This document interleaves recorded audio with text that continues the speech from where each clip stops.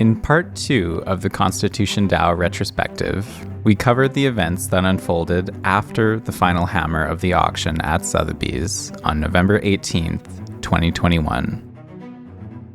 The DAO's bid for the Constitution wasn't successful.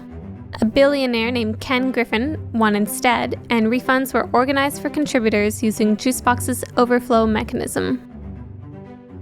ConstitutionDAO made the difficult decision to wind down, and ownership of the project was revoked, meaning that the core team no longer controlled the project. The remaining ETH in the treasury, over 5,100 at the time of recording, can still be redeemed in exchange for People tokens at any time. Core team members went back to their normal lives, and like a crazy fever dream, it was all over. Or was it? Let's go back to the days leading up to the auction. We spoke with a core team member of PeopleDAO that goes by AA. He is the founder of WTF Academy, an open Web3 university for Web2 devs, as well as a safe guardian. He was one of the first to introduce the ConstitutionDAO project to the Chinese community, which played a huge role in the campaign and what came after. He tells us about the events leading up to the auction, following the live stream on YouTube, and what happened after the final bid.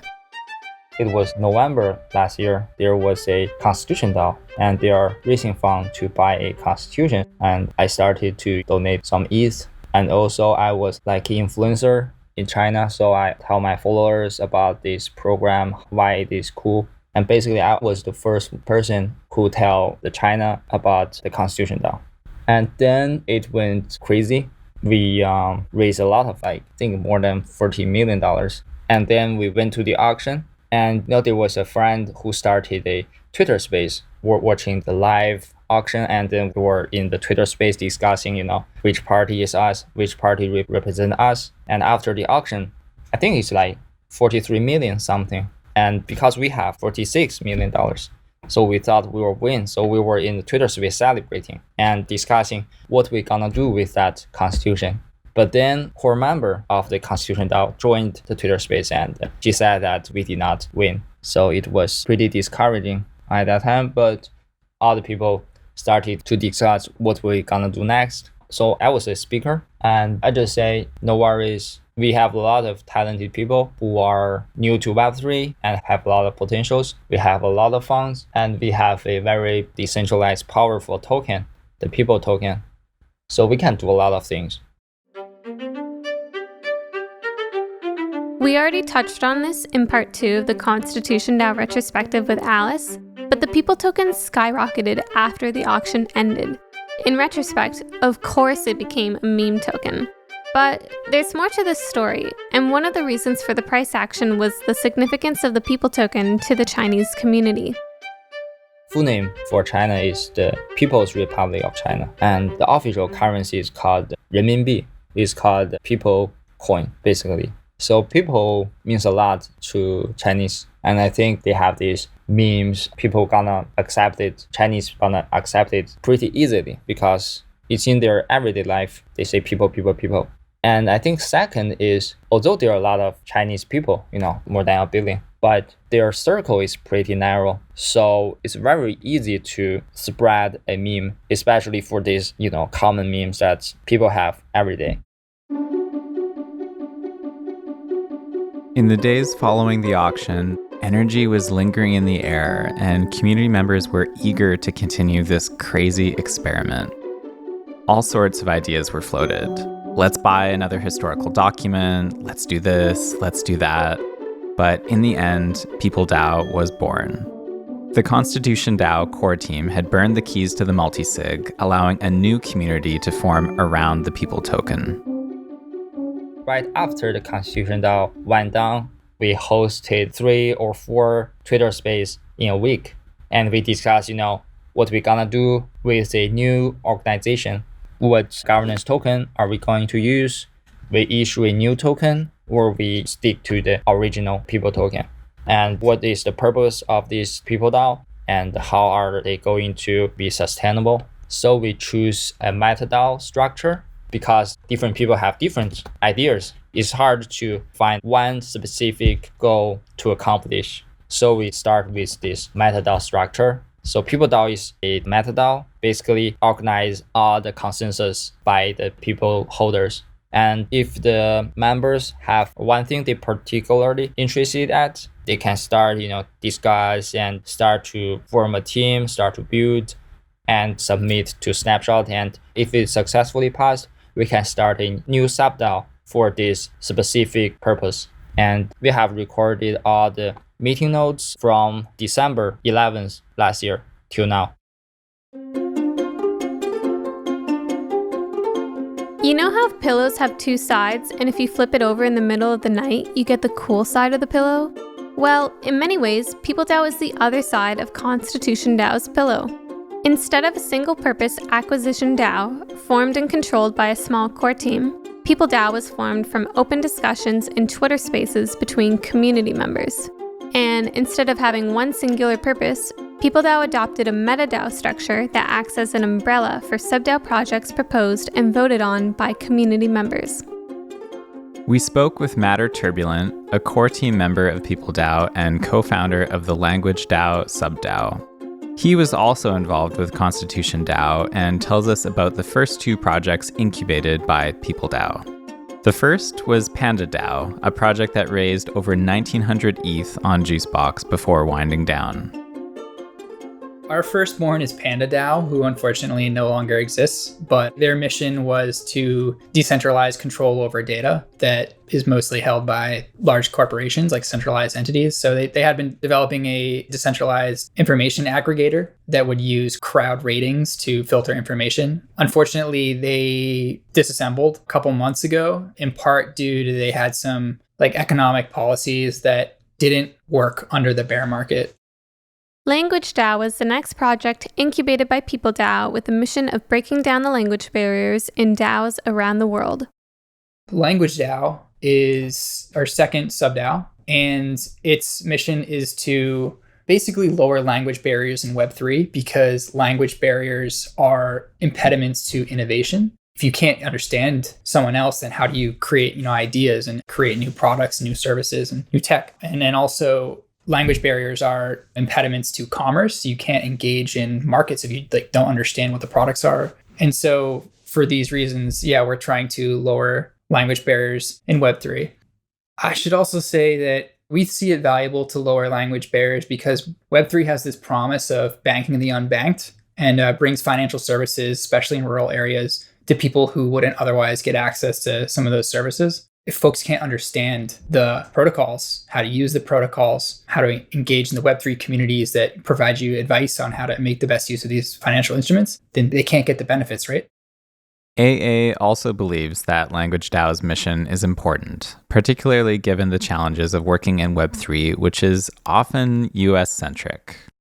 I think it originates from the translation team within PeopleDAO because our members come from a lot of different countries, especially the developing countries like China, like Vietnam, Malaysia, Nigeria, Venezuela. So it's very diversified. And I think some of them have a significant language barrier. So at the beginning, we have a Twitter space that was bilingual. We will discuss with English and then translate to Chinese. We find out that it was very inefficient. So we start to use these meeting notes. We discuss in English, but after the meeting, we have a Chinese version of the meeting notes so people can do it. So it was done by the translator team of PeopleDAO. And then we find the language barrier exists almost every Web3 projects. Most projects, their website, their web paper are English. So we start LanguageDAO to solve this problem. Fast forward to November 1st, 2022. Sotheby's announces that there's another copy of the US Constitution going up for auction on December 13th. It all makes sense. ConstitutionDAO. ConstitutionDAO. ConstitutionDAO2.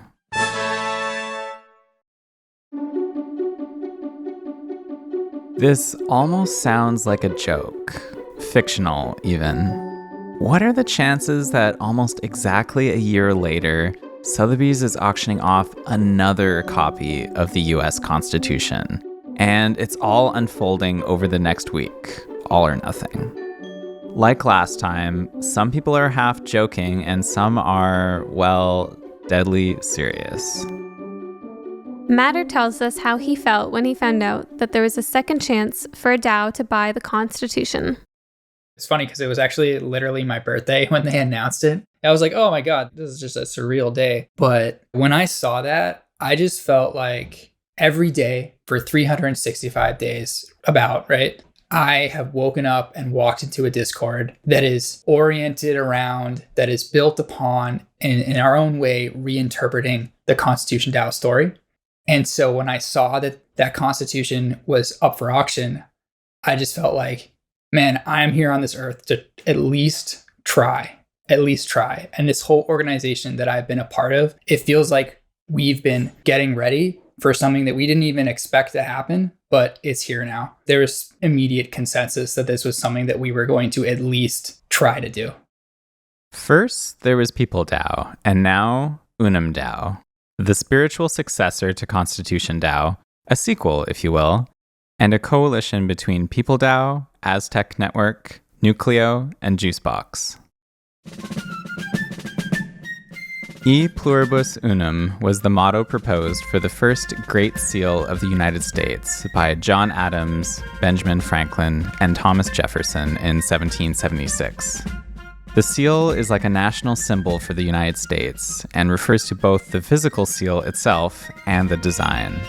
A Latin phrase meaning one from many, it was a strong statement of the American determination to form a single nation from a collection of states. Though the design of the Great Seal has changed several times since this first committee gathered in 1776, the phrase E pluribus unum has remained. So with this in mind, UnumDAO, aka ConstitutionDAO2, is formed and decides to buy the last remaining copy of the US Constitution.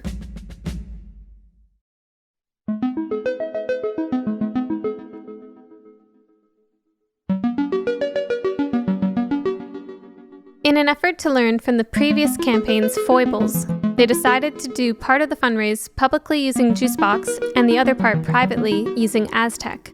One of the most common criticisms of last year's campaign was that ConstitutionDAO showed its hand by raising funds publicly for all to see, including Ken Griffin. To help solve this problem, UnumDAO works with Matt Wyatt, who has been building a privacy-focused multisig called Nucleo over the last year. Nucleo actually got started at a hackathon that took place during the original ConstitutionDAO campaign. For ConstitutionDAO2, he's put together a private fundraising tech stack that combines Aztec, Nucleo, and Sismo to raise funds while maintaining privacy using zero-knowledge proofs. If, like us, zero-knowledge proofs twist your mind into a pretzel, here is Matt's high-level overview of how they work. So the common example that's given or taught for zero-knowledge proofs is like a Where's Waldo example, where let's say you want to prove that you know where Waldo is without giving him away on a certain page in a book.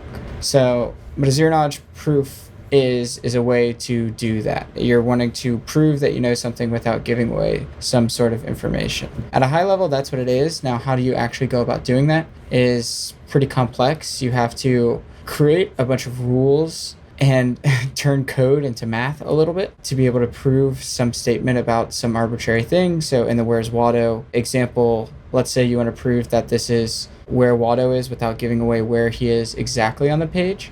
What you can do is tear off that page of Where's Waldo, tape it to a wall, put a bunch of white paper over all the other sides of the page on the wall, and then just show someone a little cutout of where Waldo is on that page. And you could say, look, I know where Waldo is. You can see him there.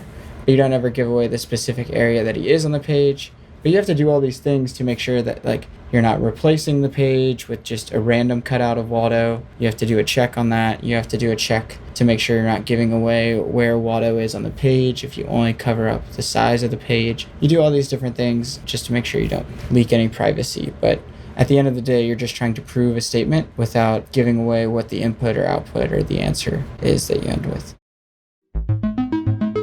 So the first part of this stack is Aztec, a privacy-first zk rollup on Ethereum. You might be more familiar with optimistic rollups like Optimism or Arbitrum that offer greatly reduced fees compared to mainnet. Transacting on L2s is like moving to the suburbs. It's just way cheaper than the city. Aztec also offers cheaper fees, but its number one goal is privacy. Using zero-knowledge proofs, your account balance is kept private at all times. Pretty cool, right? That said, Matt explains a critical difference between the privacy of the Aztec network and currency mixers like Tornado Cash. The biggest thing that I really care about getting across for everyone for Aztec is just it's way different than a mixer like Tornado Cash. It's like an actual account-based L2, similar to Optimism or Arbitrum, but the actual structure of the way it needs to be structured is different because it has to work on ZK circuits. And just for background on that, that's probably one of the biggest things that we get frequently. Like, we had an hour-and-a-half call last Friday with Sotheby's head of compliance, explicitly just explaining how Aztec worked, that it's not mixing funds or intermingling funds with any North Korean funds. Because people just hear privacy and like there's no clarity around how the privacy works.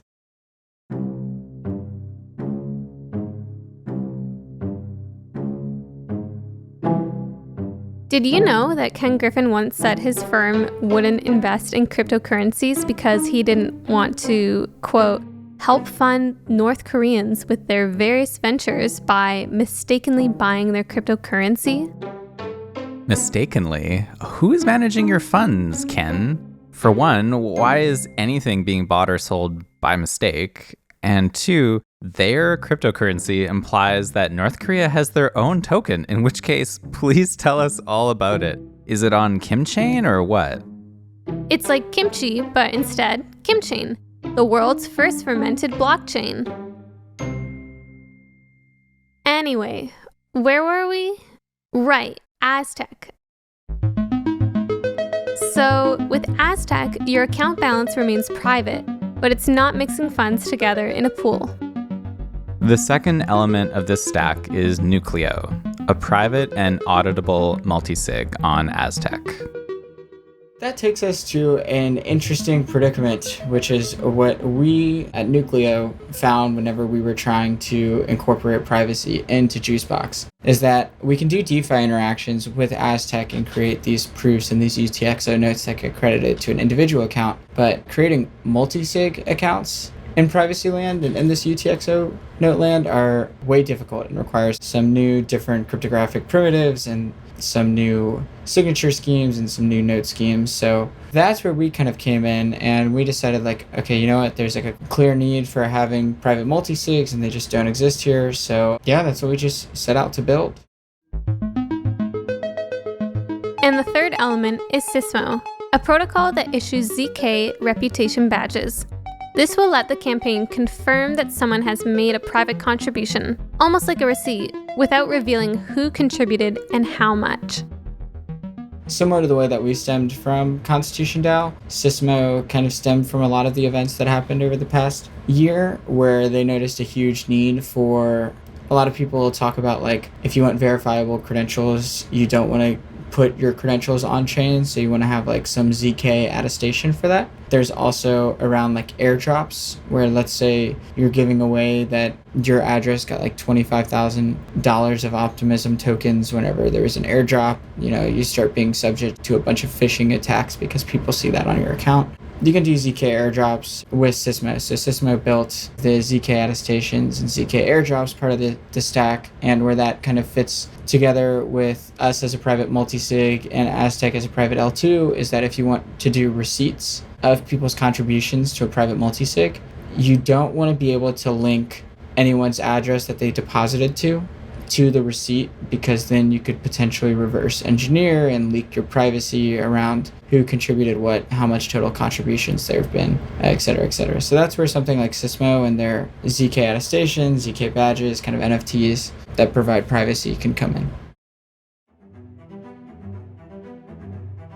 So, ConstitutionDAO2 has developed this hybrid public and private tech stack for raising funds. Their website is live at ConstitutionDAO2.com, and a Juicebox project has been launched. But why? What is the point of doing another campaign and right in the middle of a bear market? We come back to AA, who shares his thoughts on this opportunity. You don't always have a second chance, but we did not make it last year. Then Sotheby, they make a tweet that saying there is another constitution auction this year. So we were surprised, We thought it was the last privately owned copy of the Constitution last year. But it turns out that this year is the last privately owned copy. So it's a second chance. And we are going to start a subDAO called UnumDAO and have projects joining in our movement to raise funds with NFTs and start again. We think the Constitution is a very valuable document, historical document. Second, we need that the Constitution spirit in Web3. A lot of things happening, it's against this spirit, like what SBF did, what FTX did, what Luna did. They are not cool. So I think if we have this Constitution, we have this spirit, we can, stick together and go through the bear market, get rid of these scammers in our industry. Matt shares this enthusiasm for a second shot at buying the Constitution and believes that the ZK ecosystem faces an existential threat after the events surrounding Tornado Cash. It's pretty crazy that there's so many parties that we've talked to where buying the Constitution has two really large motivating factors that are actually almost existential for each. One for us in the privacy ecosystem that we feel viscerally is at the end of the day, after everything that's happened over the past year, after the billions of dollars blown up for millions of people, you have Three Arrows Capital founders doing interviews on CNBC. You have SBF that's going to do an interview with the New York Times and getting these puff pieces. And the only person in jail is an open source Tornado Cash dev. So it's existential for the privacy ecosystem. Having the Constitution would be such a huge win to show that not just privacy should be normal, don't regulate us. It's that privacy is necessary. It's a clear-cut use case of hey, this literal use case was not possible without privacy, and now it is. Since this episode will air while the campaign is live, we don't know the ending to this story. So we'll conclude this episode with MatterTurbulent, who shares his last thoughts on PeopleDAO.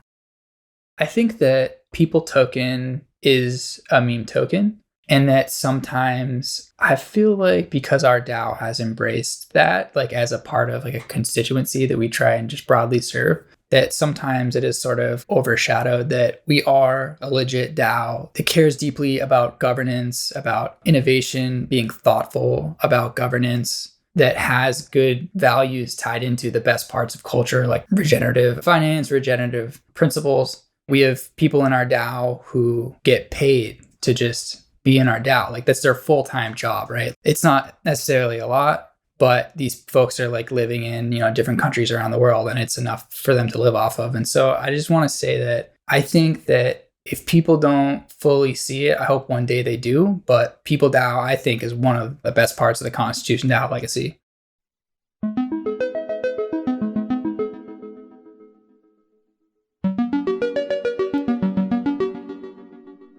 Thanks for listening to part 3 of the ConstitutionDAO retrospective series.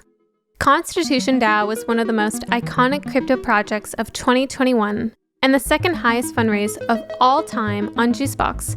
It seemed only fitting to give this story justice along with the unexpected surprise of a second chance with UnumDAO. After listening to countless other podcasts about ConstitutionDAO as we prepared this series, it was clear that most hosts were outsiders with little interest in understanding the people behind the campaign, their motivations, or what this might all mean for the future of coordination and governance. PJ Voigt, on his podcast, which is about crypto, noted that he was very annoyed to once again be hearing about crypto. It's pretty clear that for many voices in the media, engagement farming is the first and only priority. Though we're far from impartial, we've tried to tell the story through as many voices as possible. without resorting to the knee-jerk narratives that we always hear about crypto, that it's all scams, pump and dump schemes, etc. ConstitutionDAO is just one example of a group of people working together with a common goal, and the Ethereum ecosystem is home to many others building in the spirit of public goods. ConstitutionDAO was a beautiful failure that introduced the world to the tip of the iceberg of what is possible with the Ethereum world computer. Community ownership and meaningfully decentralized governance, trustless, permissionless systems that let anons work together across borders, and open source, non-extractive public goods infrastructure. But we're not there yet. In many ways, ConstitutionDAO was the seed for countless other projects and collaborations. Stay tuned for our upcoming Where Are They Now mini interviews with guests from Part 1 and Part 2, where we dive into what came after ConstitutionDAO and what they're building now. The views expressed in this episode do not reflect the Juicebox protocol or Juicebox DAO, only the guests themselves.